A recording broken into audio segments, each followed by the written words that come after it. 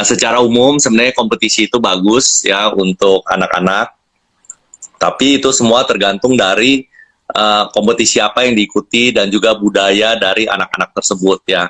Saya kasih contoh begini Bu, misalnya kompetisi bela diri. Nah, ada anak-anak dari keluarga tertentu misalnya mengatakan bahwa wah saya nggak cocok nih kalau anak saya ikut kompetisi bela diri karena itu mengandung unsur kekerasan. Tapi ada beberapa keluarga tentu yang ingin anaknya ikut supaya itu adalah bagian daripada olahraga ya, salah satu cabang olahraga yang bisa membuat badannya bugar, kemudian bisa melatih mentalnya ya. Nah, itu tentu semua tergantung dari lingkungan atau budaya daripada anak-anak itu tumbuh kembang. Nah, kemudian kalau kompetisi Olimpiade Science Walk, saya rasa itu tentu sangat bagus sekali ya.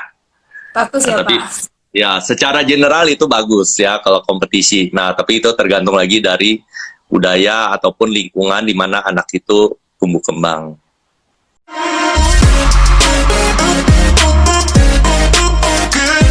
Kalau ngomongin usia itu juga tergantung lagi Bu. Nah, sekarang banyak anak-anak yang sejak dini banget ya udah mulai berkompetisi. Coba kita lihat di video-video itu ya banyak anak-anak yang balita, bahkan batita, bahkan lebih kecil lagi ya, anak-anak di bawah 1 tahun ya udah mulai belajar berkompetisi. Kompetisi apa itu? Kompetisi merangkak ya. Nah, di mana orang tuanya manggil-manggil anaknya, terus anak-anaknya berlomba-lomba mencapai garis finish gitu ya. Nah, itu semua bisa dilatih sejak dini ya. Nah, ada lagi anak umur 2 tahun udah belajar menari ya, gerakan-gerakan tertentu, berjalan, berlari ya. Dari kecil sekarang saya lihat sangat banyak sekali ya kompetisi menggambar ya, bagi anak-anak itu juga banyak.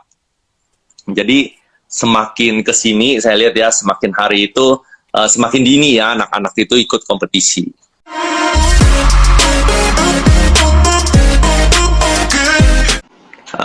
Pertama, menurut saya ya yang secara umum yang paling banyak saya temuin itu melatih kepercayaan diri, melatih mental daripada si anak Bu. Jadi anak-anak itu diajarin berani tampil. Misalnya nanti satu hari dia bisa tampil di atas panggung, atau kalau sekarang kan zamannya online nih Bu, bisa tampil di depan layar seperti ini ya, di depan kamera seperti ini. Nah, itu dia merasa wah, saya bisa tampil, saya bangga gitu ya. Kemudian dia jadi nggak malu-malu ya.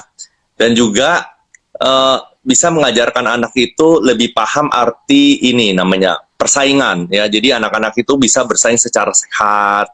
Jadi kita sama-sama gitu ya, secara sportif, dia ngerti artinya sportivitas itu, bahwa main itu nggak boleh curang ya.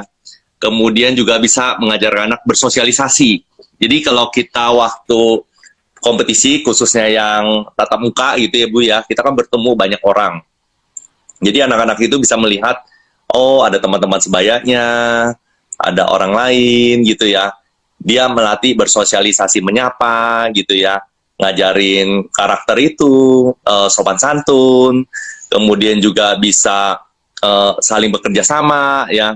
Misalnya pergi ke satu kompetisi berombongan dengan teman-temannya, nanti bisa bantu ngambilin barang, bisa bantuin pindah-pindahin barang, atau bisa bantuin segala sesuatu yang dibutuhkan oleh tim itu, dia bisa saling melihat, saling membantu ya. Jadi banyak sekali manfaat yang bisa didapatkan dari kompetisi. Kalau Ibu tanya, ke depannya bisa jadi seperti apa? Nah, itu tentu butuh proses ya Bu ya.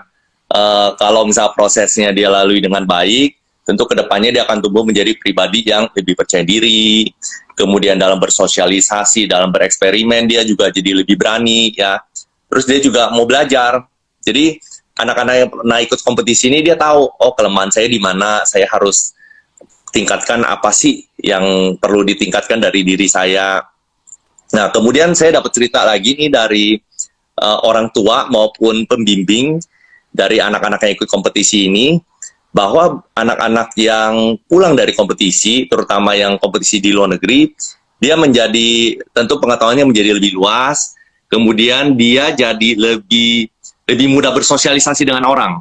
Ya, dia gampang menyapa orang, kemudian dia juga mau ngajarin teman-temannya, ya, mau berbagi dengan teman-temannya. Nah, itu adalah sebuah pengalaman yang sangat berharga. Dan tentu saja pengalaman inilah yang ingin didapatkan oleh anak-anak dan yang sangat berharga yang bisa dia kenang sepanjang hidupnya.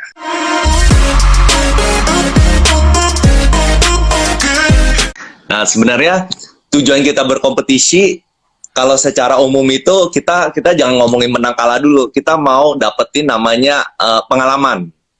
Ya, pengalaman yang didapatkan. Kalau kita awal-awal ikut, kita tentu cari pengalaman. Nanti kalau kita sudah dapat pengalaman, kita tentu ingin mendapatkan kemenangan. Ya, jadi tahapannya kita cari pengalaman dulu.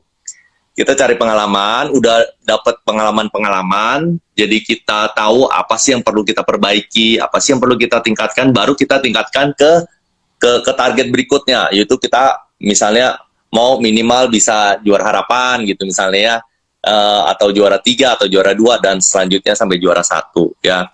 Nah, kalau misalnya awal-awal, kalau kalah menang itu hal yang biasa kita katakan ya kepada anak-anak ya. Ini kan kita bicara ngomongin anak-anak ya Bu. Jadi kita bilang yang penting kamu cari pengalaman dulu, kamu bisa tampil itu, saya sudah sangat bangga sama kamu ya. Kamu sudah berusaha, terus kamu sudah tampil dengan penuh percaya diri ya. Nah, itulah pengalaman yang paling berharga dari diri kamu. Nah, nanti pelan-pelan selanjutnya baru dia bilang, coba adek, pasti adek bisa lebih baik lagi ya. Nah, nanti pelan-pelan dia meningkat itu Bu.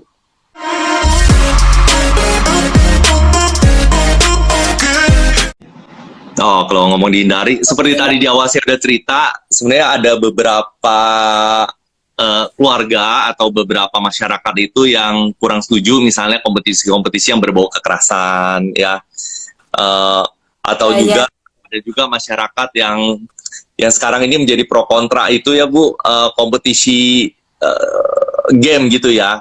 Game itu kan ada game-game yang mengandung unsur-unsur kekerasan, sepertinya mencari sesuatu tapi harus mengkandaskan lawannya gitu ya. Ceritanya itu kayak sesuatu yang mengandung kekerasan, itu banyak orang tua juga sekarang ini saya lihat kurang ingin anaknya ikut kompetisi seperti itu ya. Nah, lebih baik cari kompetisi-kompetisi yang tentu, kalau seperti kompetisi sains, kompetisi matematika, itu kan hal-hal yang bagus ya, yang bisa kita ikutin. Hindarilah kompetisi-kompetisi yang berbau kekerasan ya.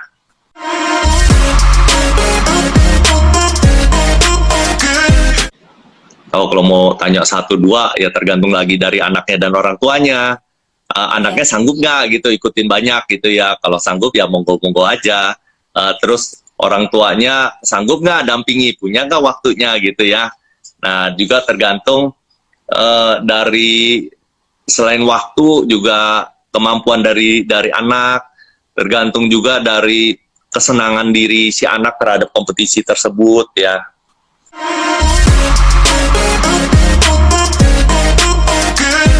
Pertama tentu orang tua harus punya semangat dulu ya. Orang tua itu harus punya semangat agar anak-anaknya mau ikut kompetisi. Semua tuh menurut saya kalau anak-anak masih kecil itu yang menjadi ujung tombak adalah pengasuh. Pengasuh dalam hal ini kan orang tua ya. Ya, orang tua itu punya semangat untuk mendorong anak-anaknya mau ikut ya. Kalau dari orang tua nggak punya semangat, anak-anaknya kecenderungannya pasti nggak akan semangat juga ya. Nah, sebagian besar itu begitu. Tapi kalau orang tuanya semangat, nanti anak-anaknya bisa terbawa ya, aura semangatnya itu ada. Kedua, kita perlu beri gambaran kepada si anak. Misalnya anak-anaknya masih takut, aduh nggak mau ikut kompetisi gitu ya, kompetisi apa sih gitu ya. Nah, dia mungkin belum tahu, nggak punya gambaran, jadi kita ajak pergi lihat, atau ajak kita di medsos sekarang kan banyak, kasih lihat itu, ini kompetisi seperti ini loh dek, caranya kamu harus buat ini, kamu harus persiapkan ini gitu, kamu bisa kan gitu ya. Nah, kemudian pilih yang disukai anak-anaknya. Kalau anaknya suka menggambar ya kasih ikut kompetisi menggambar. Anaknya suka merakit, kasih kompetisi yang banyak merakit-merakitnya ya.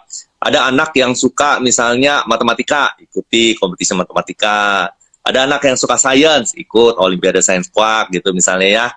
Nah, ada anak yang suka robotik, coding, kasih ikut gitu ya. Kemudian pilih-pilih apa yang dia suka. Kalau dia suka ya lebih gampang gitu ya. Terus jangan banding-bandingin. Misalnya dia bilang, si kakak tuh sering ikut kompetisi, masa kamu nggak mau? Ya jangan dibanding gitu anak-anak ya. Jadi anak-anak itu malah harus didorong. ayo adik ikut yuk, ikut sama kakak yuk, ikut kompetisi misalnya gitu ya. Cara kita bicara pun itu harus yang bisa mendorong dia, memotivasi dia untuk ikut, tapi jangan dibanding-bandingin gitu ya, karena setiap anak itu unik. Kemudian juga jangan ambisius, jangan kamu ikut kompetisi tapi kamu harus menang ya gitu misalnya, itu udah ada beban tersendiri buat si anak ya Bu ya. Jadi lebih baik kita biarkan secara alami, dia ikut, dia dapat pengalaman dulu, itu yang paling penting. Dan juga harus siap kalah, orang tuanya juga harus siap kalah kalau di awal ya. Jangan kalau ikut kompetisi saya harus menang misalnya di awal itu ya, yang di awal yang saya sampaikan selalu cari pengalaman dulu ya. Kalau udah udah dapat pengalaman, nanti kita asah apa yang kita kurang, kita bisa tambah gitu ya. Kita bisa pelajari lagi. Itu sih menurut saya, Bu.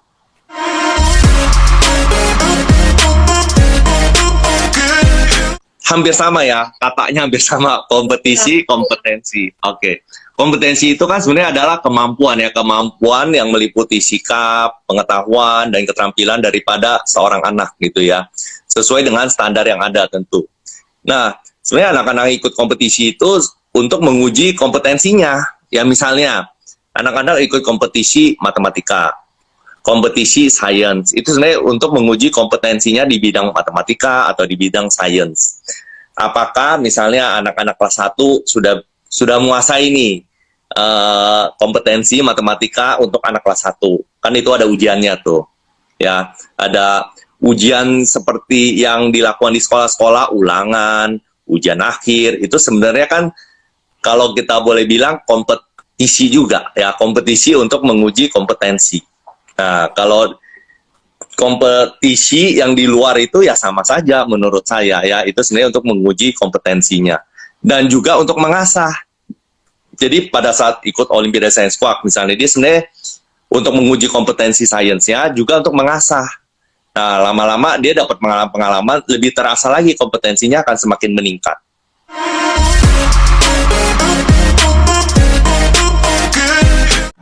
Oh iya, mungkin sekali Bu. Ini saya cerita pengalaman saya Bu ya. Dari kompetisi yang kami adakan ini, kita punya kompetisi namanya Green Mac. Nanti Bapak Ibu atau sahabat Kuak bisa lihat ya, kalau boleh saya sebutkan Bu, di YouTube-nya kami itu di MAM Rumah Edukasi itu bisa lihat itu kompetisi-kompetisi kami itu berdasarkan project-project yang dikerjakan secara tim gitu ya. Nah, jadi harus mengerjakan sebuah project itu namanya Green Mac, buat namanya Rube Goldberg Machine, kemudian ada project yang buat robot formation gitu ya. Jadi diberi sebuah problem sebenarnya ya. Kita sekarang ini pembelajaran abad 21 itu melalui metode project based learning namanya nih Bu. Ini sangat sejalan sekali dengan kebijakannya Kemendikbudristek yang sekarang ini sedang menggaung-gaungkan namanya Merdeka Belajar ya, dan salah satunya itu adalah melalui project based learning ini. Jadi anak-anak diberi project, kemudian diselesaikan melalui pendekatan saintifik. Nah, anak-anak itu diasah tuh, misalnya saya mau buat project apa ya, misalnya buat satu project Rube Goldberg Machine, misalnya mesin industri 4.0, dia harus berpikir dulu secara kritis. Oh, saya mau buat ini, saya buat tiangnya di sini misalnya, terus buat apa lagi di sini, buat konstruksi apa lagi di sini. Kemudian saya juga harus menggunakan kreativitas saya agar project ini bisa berjalan secara efisien dan efektif dan juga unik gitu ya. Dan dalam dia merangkai sesuatu itu, mengkonstruksi sesuatu itu, dia harus bisa bekerja sama. Nah, dia juga harus bisa mengkomunikasikan kepada orang lain. Ya, saya buat apa sih gitu ya. Kan sekarang banyak orang tuh yang istilahnya pintar sendiri. Jadi dia mungkin bagi diri dia sendiri pintar, tapi waktu dia mau kasih tahu orang lain itu dia punya kesulitan ya. Nah, jadi kita harus punya kemampuan berkomunikasi juga ya. Saya lihat banyak pemimpin sekarang itu tampil di depan itu, yang pintar-pintar itu yang pandai berkomunikasi Bu ya. Jadi komunikasi itu sangat penting, sejak dini itu harus diasah. Nah, misalnya itu ya Pak, diasah. Nah, kayak saya lihat tadi Olimpiade Science Walk kan, kalau anak-anak buat satu project, dia juga mesti bisa menerangkan Bu ya. Jadi dari hal-hal kecil dulu aja, dia buat apa misalnya ya, buat misalnya persoalan sederhana, dia harus bisa jelaskan ya, ini dia buat apa, bagaimana caranya, prinsip sainsnya seperti apa gitu ya. Ya mulai dari hal kecil dulu. nanti dia bisa kembangkan, misalnya manfaatnya buat apa sih gitu ya. Nah, terus nanti bisa kembangkan lagi kerja berkelompok, ya saya buat konstruksi yang lebih besar, saya buat konstruksi ini, kamu buat konstruksi ini, terus gimana bisa kita rangkai menjadi satu kesatuan yang lebih baik gitu ya.